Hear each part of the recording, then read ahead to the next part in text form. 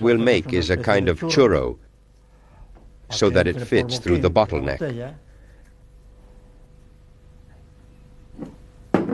With one of the tools that Manuel has made for the task, he shapes the mixture of chalk and linseed oil that will take 3 or 4 days to dry. The goal is to achieve that land and sea aspect of the landscape that decorates the presence of the boat. With the putty dry, the artisan begins to paint.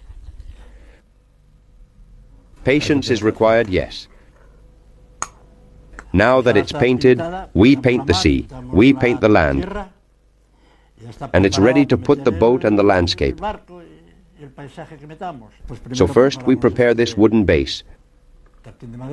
We mark the silhouette. Now I mark the center with a compass. Now I bore it,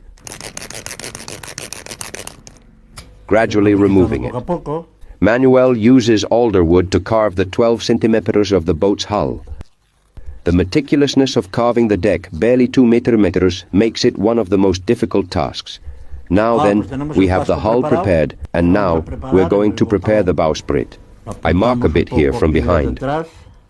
Now I will place it in position. We take it, here I have it drilled. It's ready. Once the bowsprit is in place, Manuel bores the deck with a fine point to make the holes for the threads that hold the rigging of the boat. And it is these masts and spars that the artisan is about to prepare next. Here on this cardboard, I have marked as if it were a blueprint, the size of the spars and masts. Now we have to tie spar by spar. And now we give it a little knot, so that later it stays well centered on the mast. And now we apply some glue. I have to hold the mast here on the lathe to be able to tie the sails.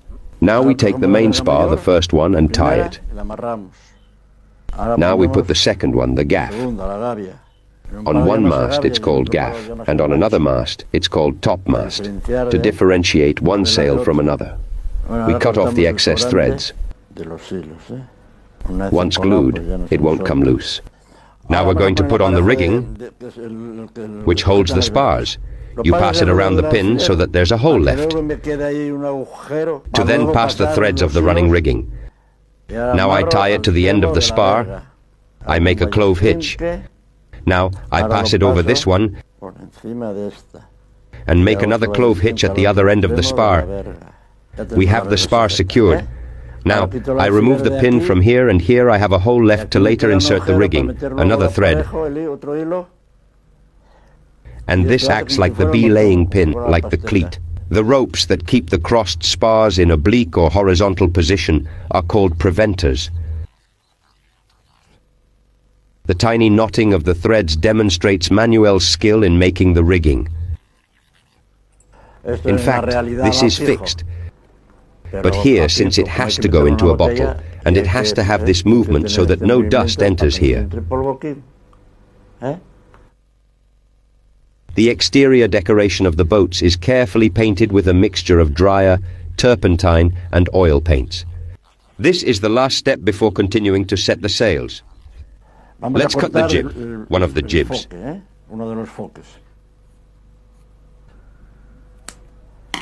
Now with a pencil, I mark some lines imitating the panels, because the sails are not in one piece. They are made of panels that are sewn together. So I make some lines imitating the panels. Now we do this to shape it. Since the fabric is gummed, it holds like this.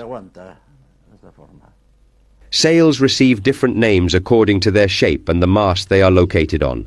Courses, topsails, triangles, jibs, gaffs. Manuel trims all of them until achieving their characteristic shape. Let's apply a bit of glue. And now we place it. With a strong adhesive, the artisan is placing each sail in its corresponding place. We have it ready to put in the bottle.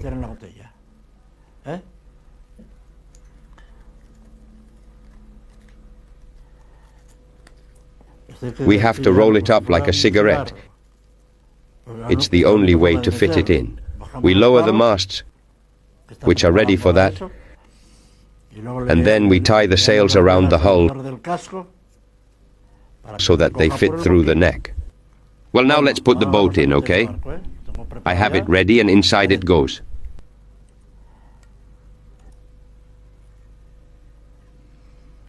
I'm placing it in a spot, in the sea, okay? The spot where it will go.